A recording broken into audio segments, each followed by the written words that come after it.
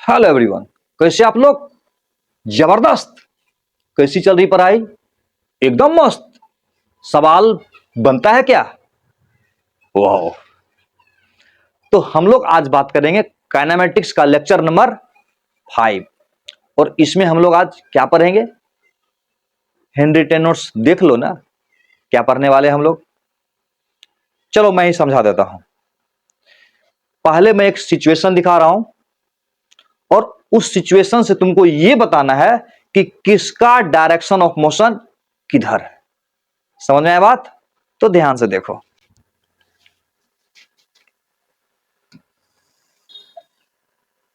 एक रोड ले लिया और इस रोड पर एक है, पहचानो कौन है ये। एक है ए और दूसरा है बी और तीसरा है सी। जानते हो ए कौन है? ए के बारे में पता है? ए है चिंकी। अच्छा, ए है चिंकी और बी है मिंकी और सी है टिंकी। वाह।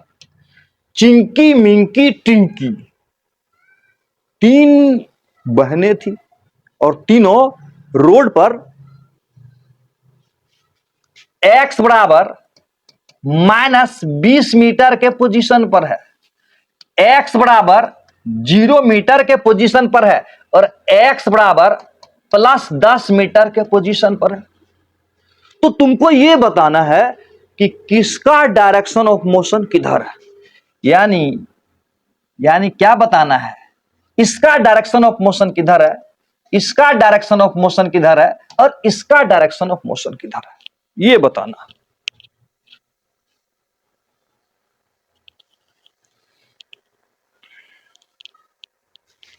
किधर? अच्छा एक बात बताओ, अगर गलत जवाब दिए हो तो उल्लू बन गए हो ना? उल्लू नहीं बना। समझ में आ गया? पोजीशन से डायरेक्शन ऑफ मोशन का पता चलेगा क्या?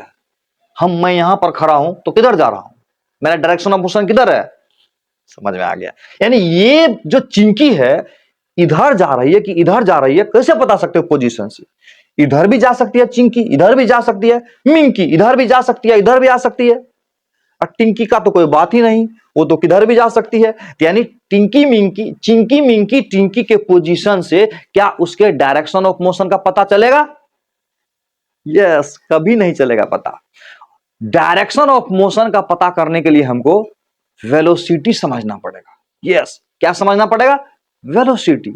समझो तो क्लियर हो जाएगा तुमको इससे।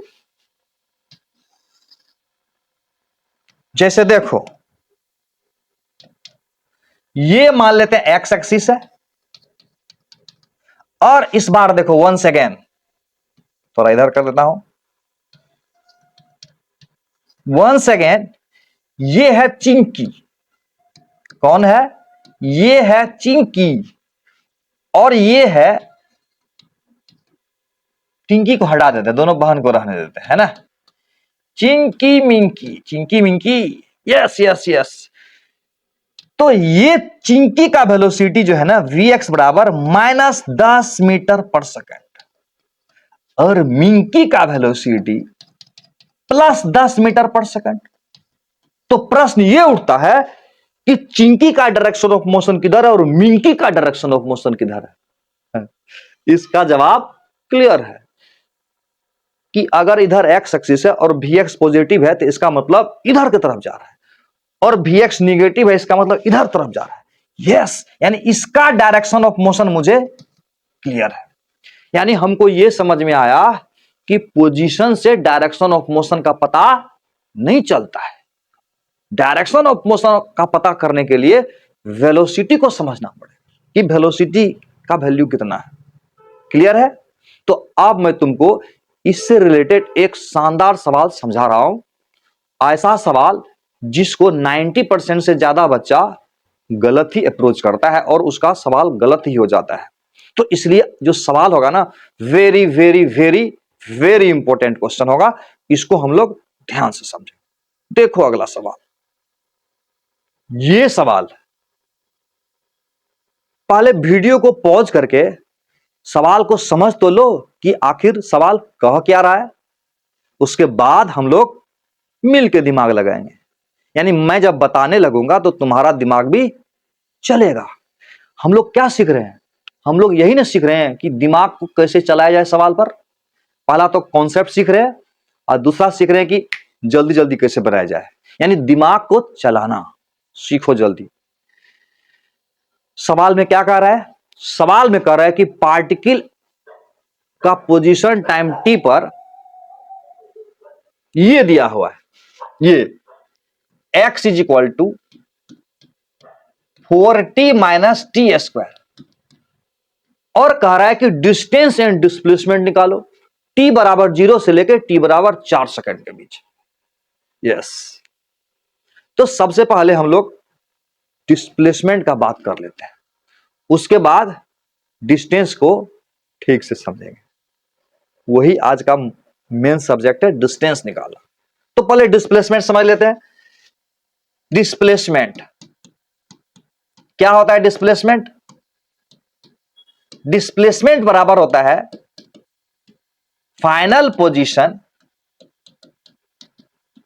Minus initial position. याद रखना, कभी भी यही होता है।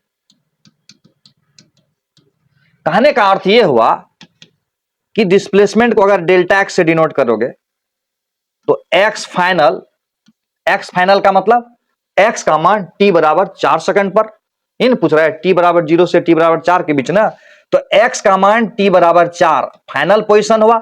एक्स मतलब पोजीशन, और पोजीशन का वैल्यू टी बराबर 0 मतलब इनिशियल में, यानी बाद का पोजीशन, यानी टी बराबर 4 पर का पोजीशन, शुरू का पोजीशन मतलब टी बराबर 0 पर का पोजीशन में घटा देंगे ना तो डिस्प्लेसमेंट आ जाएगा। तो टी बराबर 4 पुट करो इसमें, 4 इंटू 4 कर दिए, माइनस 4 स्क्वायर, बहुत अच्छा। और टी बराबर 0 पर का पोजीशन 4 इंटू 0 माइनस 0 स्क्वायर, तो बराबर कितना हो गया? बराबर हो गया 16 में से 16 गया 0 माइनस 0, यानी 0, यानी डिस्प्लेसमेंट का वैल्यू हो गया 0। क्लियर है? लेकिन सवाल है कि डिस्टेंस बराबर व्हाट? क्या डिस्टेंस भी 0 होगा? याद रखना, जब कोई पार्टिकल मोशन में हो तो डिस्प्लेसमेंट 0 हो सकता है और डिस्टेंस 0 कभी नहीं होगा। कभी नहीं मतलब कभी नहीं, यानी पार्टिकल अगर मोशन करेगा तो कुछ ना कुछ तो दूरी तय करेगा ही करेगा। हो सकता है कि वापस उसी पोजीशन पर आ जाए तो डिस्प्लेसमेंट 0 हो जाएगा, लेकिन डिस्टेंस 0 कभी नहीं होगा। इसको ठीक से समझ लेना। चलो इसको हम लोग डिस्टेंस कैसे निकाला जाएगा इसको हम लोग समझते हैं, ठीक है? यस, तो सबसे पहले हमको यह देखना है कि पार्टिकल शुरू में कहां पर था, यह देखना है, और पार्टिकल पहले किधर जा रहा है वो पहले देख लेना। देखते जाओ, धीरे धीरे सब समझ में आ जाएगा। एक्स बराबर क्या था मेरा? पोजीशन एट टाइम टी पर 4t माइनस टी स्क्वायर, ये दिया हुआ है। तो वेलोसिटी बराबर क्या होगा? v बराबर तो पता है क्या होगा, dx बटे dt हो जाएगा। यस यस यस, बराबर क्या होगा? 4, इसको डिफरेंशिएट करोगे तो 4 आएगा, टी स्क्वायर का हो जाएगा 2t। ये है बात। चलो अब अगला स्टेप लेते हैं हम। ये मान लेते हैं एक्स एक्सिस है, सही है, और मान लेते हैं कि पार्टिकल t बराबर 0 पर कहां पर है, ये निकाल लेते हैं हम लोग। t बराबर 0 पर पार्टिकल का पोजीशन कहां पर है? x बराबर 0 है। लेकिन प्रश्न ये उठता है कि t बराबर 0 पर इसका वेलोसिटी किधर है, कितना है? यानी पोजीशन से तो ये नहीं पता चलेगा कि इधर जा रहा है किधर जा रहा है।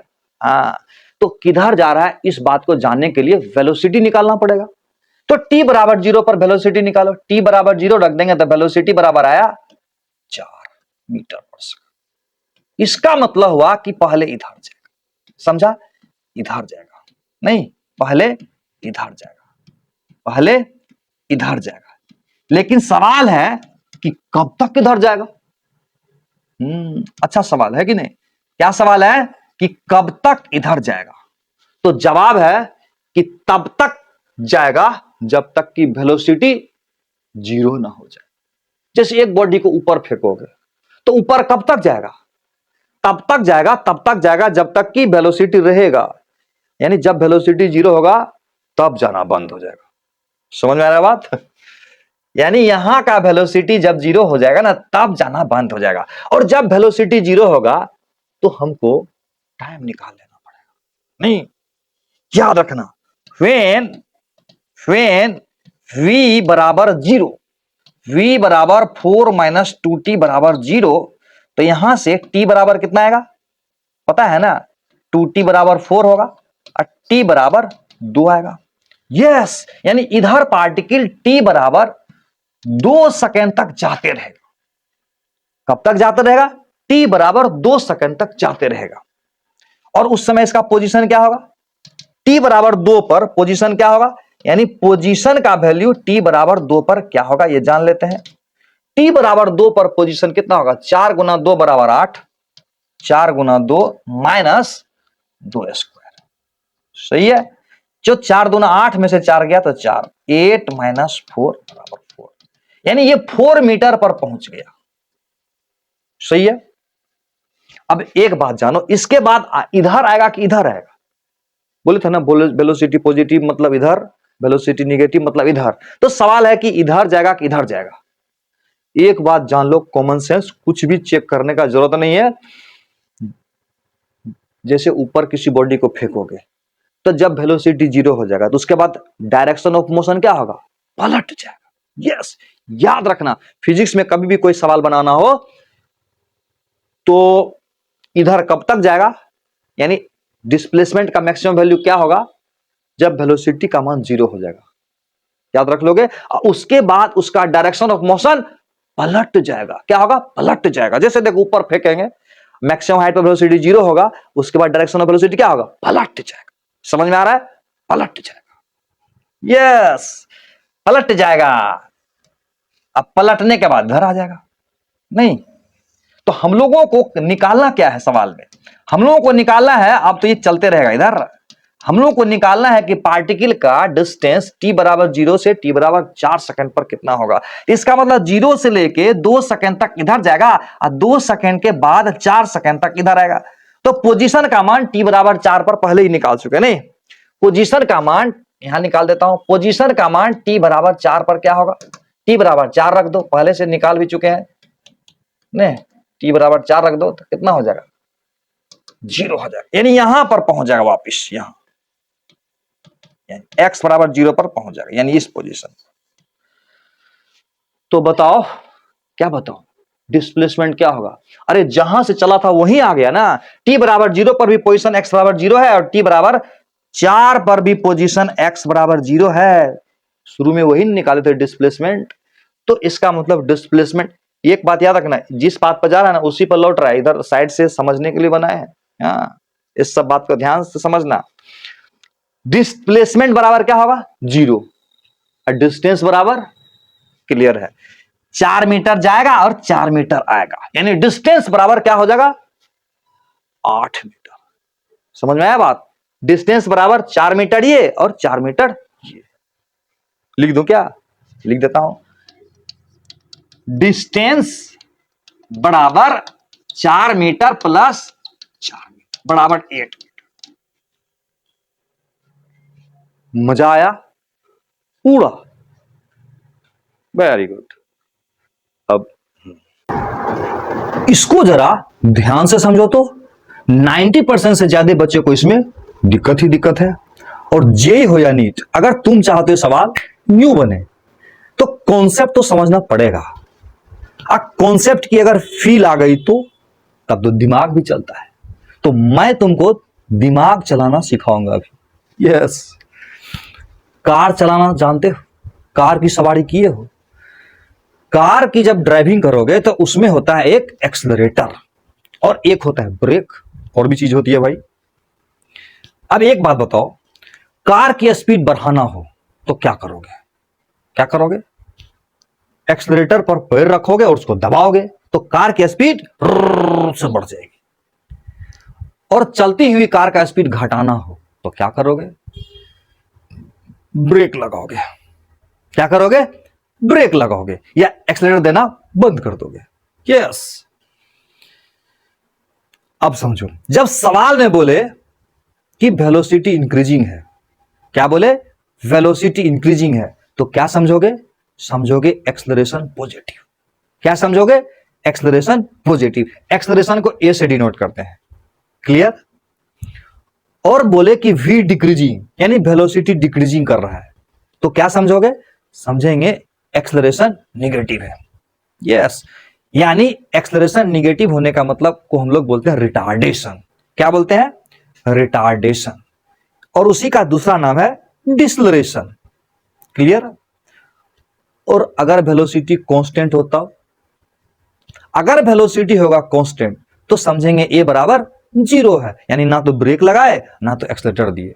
यस, v बराबर कांस्टेंट मतलब एक्सेलरेशन बराबर 0 समझना है।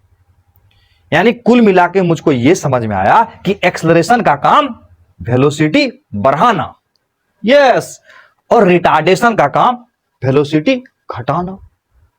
यस। अच्छा, एक बात बताओ कि वेलोसिटी और एक्सेलरेशन का डायरेक्शन कैसा रहेगा तो वेलोसिटी बढ़ेगा?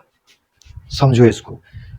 जैसे देखो, इधर अगर वेलोसिटी है और उधर ही अगर एक्सेलरेशन हो जाए तो समझना कि वेलोसिटी बढ़ेगा। क्या होगा? वेलोसिटी बढ़ेगा, यानी मैग्नीट्यूड बढ़ जाएगा उसका।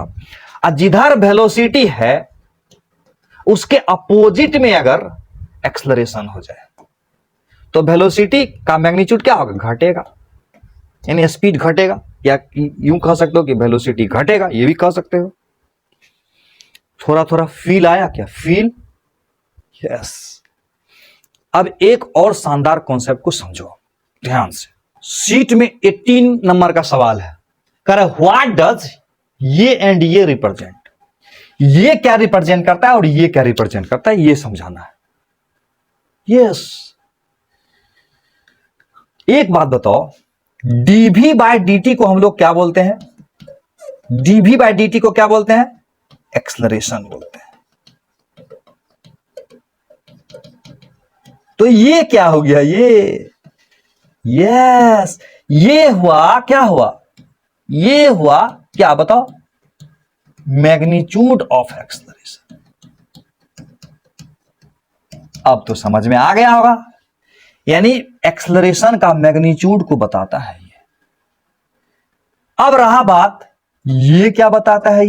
ये तो ये बताता है स्पीड को।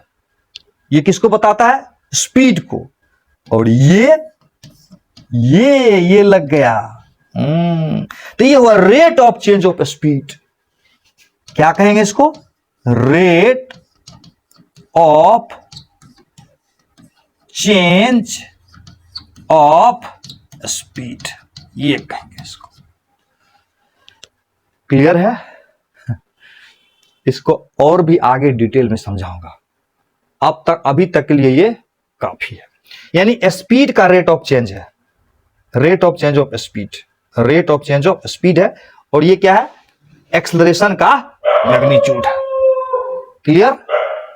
अब आगे देखो। यस, अब इसको हम लोग ध्यान से समझेंगे, बहुत बहुत इंपॉर्टेंट है। लिखा हुआ है वेलोसिटी चेंज, यानी अब हम लोग ये सीखेंगे कि वेलोसिटी चेंज कब कब हो सकता है।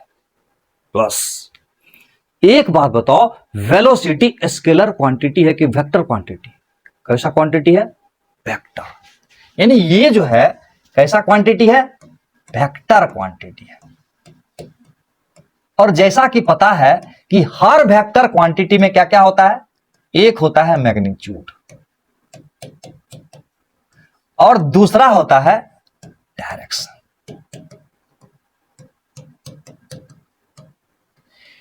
यानी वेलोसिटी को चेंज कराने के लिए वेलोसिटी के मैग्नीट्यूड को भी बदलना पड़ेगा और वेलोसिटी के डायरेक्शन को भी बदलना पड़ेगा, या दोनों में से किसी एक को बदलना पड़ेगा, या दोनों को बदलना पड़ेगा। क्लियर है? यानी वेलोसिटी चेंज तभी होगा या तो उसका मैग्नीट्यूड बदले, या उसका डायरेक्शन चेंज करे, या दोनों चेंज करे। क्लियर? तो सबसे पहले देखेंगे कि मैग्नीट्यूड कब चेंज करेगा, वेलोसिटी का मैग्नीट्यूड कब चेंज करेगा, ये समझते हैं। यानी तीन तरह से इसको समझेंगे, ध्यान से देखना। पहला है कि जब भी पैरेलल टू ए हो जाए, पैरेलल या एंटी पैरेलल ए हो जाए, तब होगा क्या? जैसे इधर है मेरा v, जिधर है v, उधरे एक्सलरेशन हो जाए तो क्या होगा? डायरेक्शन चेंज करेगा क्या? डायरेक्शन चेंज करेगा क्या? या जिधर भी है उसका अपोजिट में एक्सलरेशन हो, तो इसका मतलब हुआ कि जब एक्सलरेशन का डायरेक्शन वेलोसिटी की तरफ होगा तो वेलोसिटी का सिर्फ और सिर्फ मैग्नीट्यूड चेंज करेगा। समझा कि नहीं बात? Only magnitude, only magnitude of velocity changes. कब? कब? जब वेलोसिटी एक्सलरेशन के पैरेलल हो, यानी एक्सलरेशन वेलोसिटी के पैरेलल होगा तो सिर्फ और सिर्फ वेलोसिटी का मैग्नीट्यूड चेंज करेगा। क्लियर है? अब रही बात डायरेक्शन कब चेंज करेगा, समझो ध्यान से।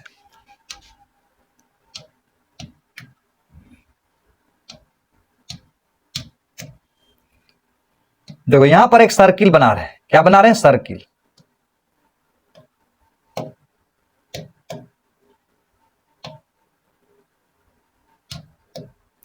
एक बात तो तुमको पता होगा, मान लेते हैं कि पार्टिकल यहां पर है जब, तो वेलोसिटी टेंजेंट की तरफ होता है। अगर सर्कुलर पाथ से पार्टिकल जा रही है तो वेलोसिटी इधर है, मान लेते हैं यहां पर जब था, और जब यहां पर होगा तो वेलोसिटी किधर होगा? इधर हो जाएगा।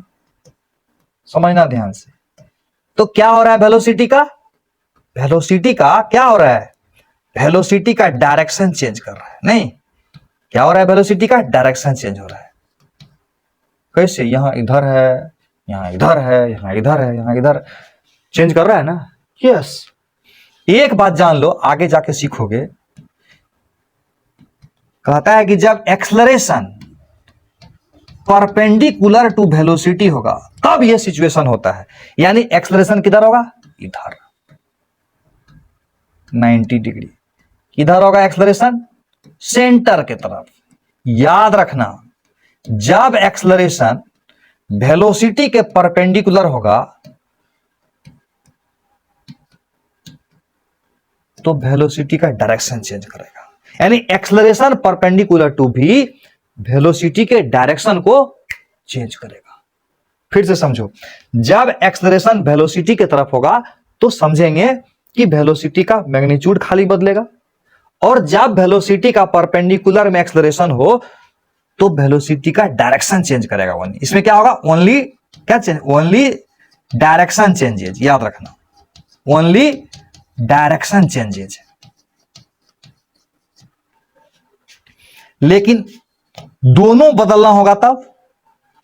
तीसरा सिचुएशन देखो, यानी भी अगर इधर है, भी अगर इधर है और ए इधर है, और दोनों के बीच में एंगल थीटा है, यानी when A max an angle theta with भी, तो क्या होगा? समझो, ध्यान से समझना। जैसे ये मेरा v है, दिमाग लगा के समझो, और ये मेरा a है, और दोनों के बीच में एंगल मान लेते हैं थीटा है।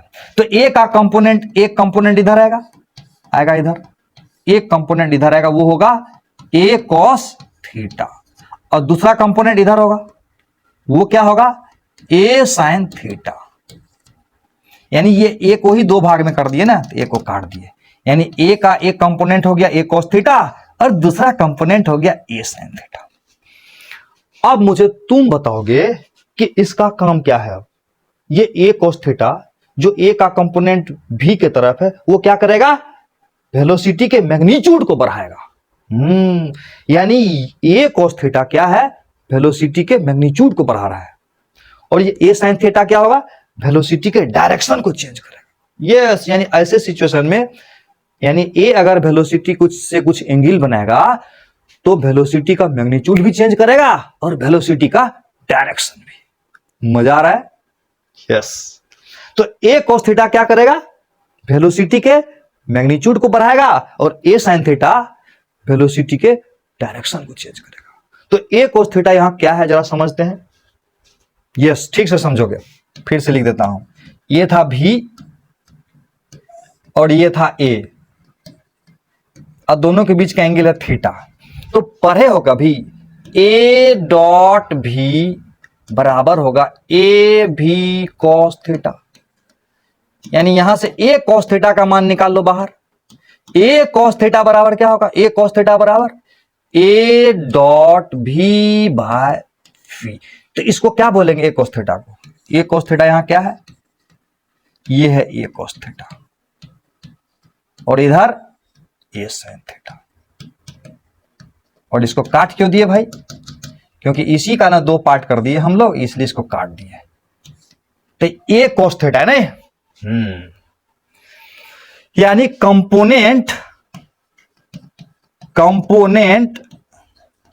ऑफ, याद होगा वेक्टर में A along, component of A along भी बराबर याद है ए डॉट भी बाय भी।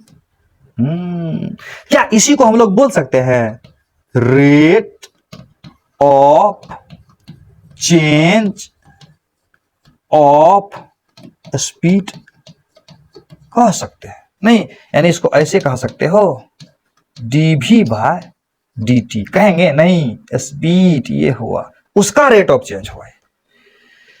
क्लियर हो गया, क्लियर हो गया अच्छा से ना, पूरा अच्छा से।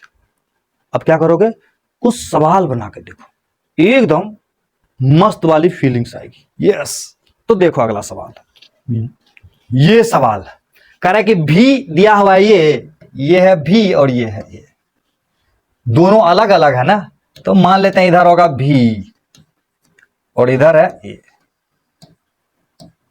और दोनों के बीच में एंगल है थीटा। याद रखना इस तरह का सवाल किसी से पूछ के देखना, 5 साल से तैयारी कर रहा होगा नीट का, नहीं बना पाएगा, चैलेंज है। बना कर तो कभी कभी टेस्ट करना चाहिए अगल बगल का, तब पता चलेगा कि तुम कहां पढ़ रहे हो। यस, कह रहा है कि rate of change of speed, क्या निकालना है, rate of change of speed. इसका मतलब एक्सेलरेशन का वो कंपोनेंट जो भी के डायरेक्शन में रहेगा वही ना वेलोसिटी के मैग्नीट्यूड को बढ़ाएगा। यस, और एक्सेलरेशन तो होता है rate of change of velocity, यानी यहां rate of change of speed हो जाएगा। क्लियर है? यस यस यस, यानी rate of change of speed बराबर rate of change of speed. समझना ठीक से, rate of change of speed का मतलब हुआ ये, पहले समझना, स्पीड हुआ ये नहीं, अब बटा डी टी ये हुआ rate of change of speed. तो इसका मतलब हुआ कंपोनेंट ऑफ ए अलोंग भी, याद रखना इसका मतलब क्या हुआ, कंपोनेंट ऑफ ए अलोंग भी, ए डॉट भी बाय भी। अब तो कुछ कहने का जरूरत ही नहीं तुमको, नहीं, यहां ए कॉस थीटा था और यहां ए साइन थीटा था, और ये यही ना है ए डॉट भी बाय भी। काम हो गया ना, आता है कि नहीं डॉट प्रोडक्ट करने। 3 इंटू 1 बराबर 3, 4 इंटू 1 बराबर 4। अब भी का मैग्नीट्यूड 3 स्क्वायर अब प्लस 4 स्क्वायर, ऐसे रूट हो जाएगा। इसका मतलब हुआ 7/5 मीटर पर सेकेंड। मजा आया, मजा, यस आया। अगला सवाल बना के तो दिखाओ। ये सवाल है, भी बराबर दिया हुआ है find rate of change of speed. क्या कर रहा है, find rate of change of speed. ये संजोग से उसके तुलना में थोड़ा सा आसान हो सकता है, इसको दूसरे एंगल से भी सोच सकते हैं। पहले दूसरा एंगल ही ले लो कि पहला एंगल, पहले हम लोग जो कॉन्सेप्ट सीखे ना पहले वो समझ लेते हैं, उसके बाद एक और टेक्निक है उसको भी समझेंगे, ठीक है। तो पहले तो मेरा क्या है, v बराबर है t i plus t square j, सही है। तो a बराबर क्या होगा भैया, a बराबर क्या होगा बच्चे, a बराबर dv बटा dt आता है। इसको डिफरेंशिएट करोगे तो क्या होगा, 1 होगा, 1i, और इसको डिफरेंशिएट करोगे तो 2t हो जाएगा j। तो rate of change of speed तो डायरेक्ट भी लिख सकते हो, rate of change of speed, rate of change of speed यानी कंपोनेंट ऑफ ए अलोंग भी, यानी ए डॉट भी बाय भी। पहले कॉन्सेप्ट बता चुके हैं, टेंशन में नहीं आना है। ए डॉट भी कर दो धर धर, ए डॉट भी 1 इंटू टी बराबर टी, बहुत बढ़िया। इससे करोगे plus 2t³ divided by B का मैग्नीट्यूड यानी t² प्लस t² का मैग्नीट्यूड। ऊपर में आया t कॉमन ले लो, 1 प्लस 2t²। इसमें देखो, इसमें भी मेरा t² कॉमन लो, t² कॉमन लेके बाहर लाओगे तो t आ जाएगा इधर, यहां बच जाएगा 1 और यहां बच जाएगा प्लस t², और ये कट गया। ये हो गया मेरा आंसर। ये तो हुआ एक मेथड, इसका दूसरा मेथड भी है, देखना चाहोगे? देखो, v बराबर ti प्लस t² है, ये मेरा वेलोसिटी है। स्पीड समझते हो क्या होगा? स्पीड बराबर होगा इसका स्क्वायर कर दो अब प्लस इसका स्क्वायर कर दो और रूट कर दो, ये बड़ा हो गया मेरा स्पीड। और सवाल में बोल रहा था क्या? Rate of change of speed. क्या बोल रहा था? Rate of change of speed. तो यही ना हुआ rate of change of speed. क्या हुआ? Rate of change of speed. यानी इसको डिफरेंशिएट करना है। क्या करना है? डिफरेंशिएट। यहां लिया t² नहीं, और यहां लिया t पे पावर 4 का लिया रूट। डिफरेंशिएट करने आता है क्या? इसको u मान लो, u रूट के अंदर जो है ना उसको मान लो u। तो रूट u का डिफरेंशिएशन क्या होता है? 1/2 root u। 1/2 root u into du/dt। Yes, तो du/dt करो तो क्या होगा? t² का हो जाएगा 2t, इसका हो जाएगा 4t पे पावर 3। यस, ये और ये बराबर आ जाएगा तुमको। देखो यहां से 2 कॉमन लेके कट जाएगा, यहां कर दे, कर देता हूं। यहां से 2 कॉमन लोगे कट जाएगा, तो यहां क्या बचेगा? t कॉमन ले लो, यहां 2t कॉमन ले लो। चलो 2t यहां से कॉमन लोगे तो यहां क्या बच जाएगा? 1 प्लस 2t कॉमन ले लिए तो 2t² बचेगा, 2t² बचेगा ऊपर में। अब नीचे में देखो 2 तो 2 है, अब देखो t² कॉमन ले लो, इसमें t² कॉमन ले लोगे और वो बाहर आएगा तो t बन जाएगा। यस, तो t² कॉमन लिए हो और t² जब बाहर आया तो t बन गया, यहां बच गया 1, यहां होगा t², 1 प्लस t² और 2t कैंसिल। वाओ, मजा आ गया। 2 मेथड हमने सीखा, यानी एक सवाल को कई तरह से सोचा जा सकता है। ये सब मैं तुमको क्यों बता रहा हूं? मैं चाहता हूं कि अगर कॉन्सेप्ट तुमको ठीक ठीक समझ में आ जाएगा तो जेई हो या नीट, सवाल को एक बार जब छू दोगे ना तो निगेटिव नहीं होगा, यानी माइनस से बच जाओगे, यानी 5 नंबर का फायदा होगा। 5 नंबर का कैसे? खुद गुना भाग कर लेना कैसे। अब क्या करेंगे? अगला देखो, ये दोनों सवाल तो तुझे होमवर्क दिया गया है, नहीं हैंड रिटन नोट्स में भी होमवर्क से ही मेंशन है। तो क्या कहते हो, होमवर्क रहने दिया जाए? यस, तो ये दोनों सवाल खुद से ट्राई करो। यस,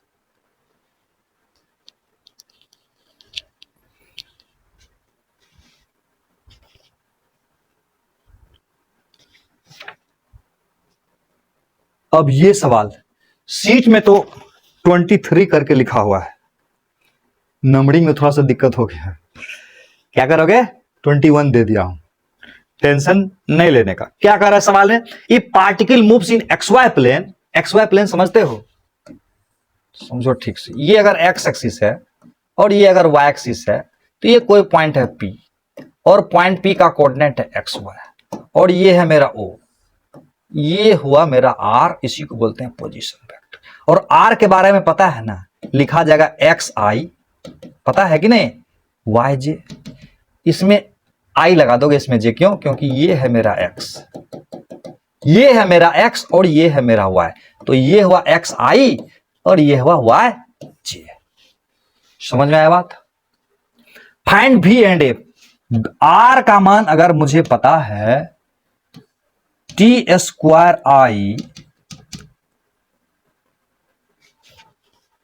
सीट में तो 3T - 1J है, यानी यहां जो है ना R के जगह है T²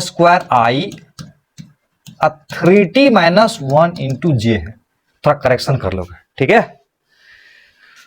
तो ये हो जाएगा 3T - 1 इंटू J हो जाएगा। तो V बराबर जानते हो क्या होता है, V बराबर होता है dr/dt। क्या होता है V बराबर dr/dt। बहुत बढ़िया, इसको डिफरेंशिएट करने आता है, T² करो तो 2T हो जाएगा, I रह जाएगा, बहुत बढ़िया। इसको करोगे तो क्या होगा, 3 तो बाहर आया, T का डिफरेंशिएशन 1 होगा, इसका डिफरेंशिएशन 0 होगा, ये हो जाएगा J। ये हो गया मेरा V। और बोल रहा था कि V का मान T बराबर 1 सेकेंड पर निकाल दो, V का मान T बराबर 1 सेकेंड पर, V का मान T बराबर 1 सेकेंड पर।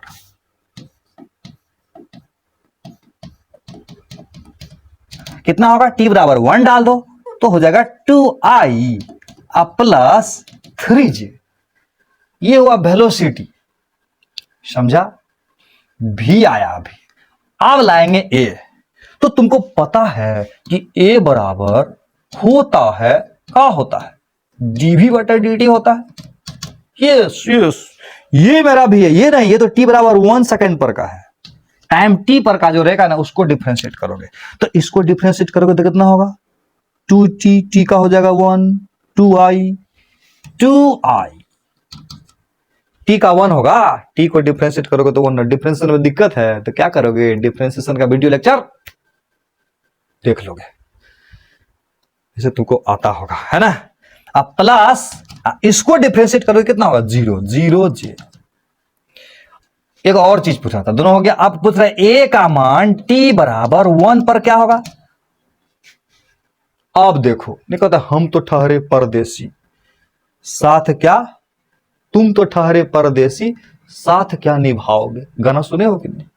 अब देखो इसमें T है ही नहीं, तो T का क्या ये साथ देगा, साथ नहीं देगा ना, T तो है ही नहीं ना, तो A का मान T बराबर 1 पर भी यही रहेगा। T इसको साथ नहीं दे रहा है ही नहीं, T से इंडिपेंडेंट है, एक्सेलरेशन को बोलेंगे कांस्टेंट है यहां पर, सही है। स्पीड पूछ रहा है, स्पीड याद रहे, स्पीड बराबर वेलोसिटी का मैग्नीट्यूड। स्पीड बोले तो वेलोसिटी का मैग्नीट्यूड, वेलोसिटी कहां, यहां पर 2T, तो 2T का square plus plus plus plus 3 square, ये हो गया मेरा स्पीड। बम बम बम बम हो गया कि नहीं, मतलब समझ में आया कि नहीं, फील तो आ ही गया होगा। आर दिया रहेगा, भी पूछेगा dr/dt कर देंगे, ए पूछेगा dv/dt कर देंगे। अब इसमें हम लोग हो गए हैं जबरदस्त। अगला देखो, अगला बहुत मजा आने वाला है तुमको, 22 नंबर। ये सब सवाल तुम्हारे लिए तो दाएं बाएं हाथ का खेल हो गया होगा। भी दिया हुआ है, बोल रहा है ये निकालो, भी दिया हुआ है और क्या बोल रहा है ये निकालो, और वो T बराबर 2 सेकेंड पर। मामूली सवाल है। A बराबर हम जानते हैं dV/dt। देखो यहां वेक्टर लगाओगे तो यहां भी लगाओगे, यहां नहीं लगाओगे तो यहां नहीं लगाओगे, इसमें नहीं लगा हो तो हम नहीं लगाए। समझ में आया। ऐसे स्ट्रेट लाइन में जाता है तो नहीं लगाते प्राय, लगाता तो लगा देते, नहीं लगा है तो छोड़ दिए। क्या होगा बताओ, 4T - 4 प्लस 0। अब बोल रहे हैं A का मान बताओ T बराबर 2 पर। खुद से कर लोगे क्या, वीडियो पॉज करके करो तो कर लोगे ना। टी बराबर 2 तो टी बराबर 2, 8 में से 4 गया तो 4 मीटर पर सेकेंड स्क्वायर। नेक्स्ट, ये सवाल नीट 2017 में पूछा हुआ बाबू। कब पूछा हुआ है?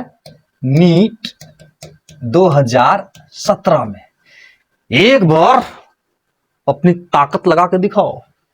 यस, आर बराबर दिया इतना, एक्स बराबर इतना, वाई बराबर इतना। चाहो तो डायरेक्ट लिख सकते हो, मेथड 1 से समझो। आर बराबर एक्स आई वाई जे, सही है नहीं? यानी आर बराबर लिख दो 5t माइनस 2t स्क्वायर आई, अब प्लस वाई की जगह 10t जे। और बोल रहा है एक्सलरेशन t बराबर 2 पर। पहले तो v निकाल देते हैं। v कैसे निकलेगा? dr/dt से v निकल जाएगा नहीं तो निकाल दो। यहां हो जाएगा 5, ये हो जाएगा 4t। डिफरेंशिएशन में दिक्कत नहीं आना चाहिए, है कि नहीं? अब प्लस 10t यानी 10j। अब a निकालेंगे, a बराबर dv/dt। a बराबर dv/dt, 0 माइनस 4t का हो गया 1, i इसका हो गया 0 लड्डू। यानी a बराबर हो गया -j। यानी a बराबर क्या हो गया? -4 मीटर, -4 हुआ, डायरेक्शन हो गया i, यानी -4। ये तो हुआ एक मेथड। अब करेंगे दूसरा मेथड। मेथड नंबर 2 को भी सोच सकते हैं नहीं? अब देखो, a अगर लिखना होगा तो a में x कंपोनेंट होगा और a में y कंपोनेंट होगा। समझा बात? तो ax हमको जानना पड़ेगा। तो x यहां दिया हुआ है, x बराबर 5t माइनस 2t स्क्वायर। सोचो vx निकाल देंगे नहीं, dx/dt हो जाएगा।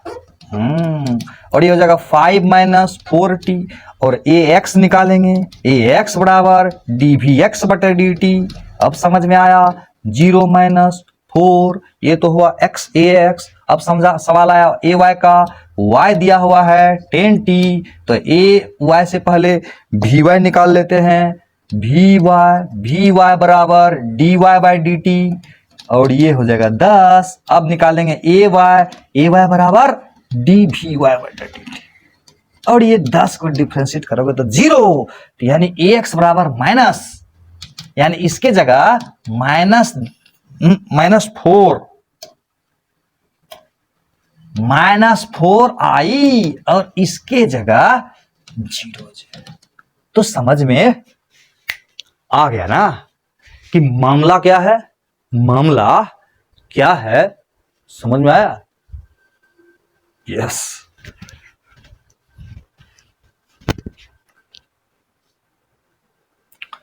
अब कितना पर हो गए? अब हम लोग मिलते हैं अगले लेक्चर में। तब तक के लिए बाय बाय।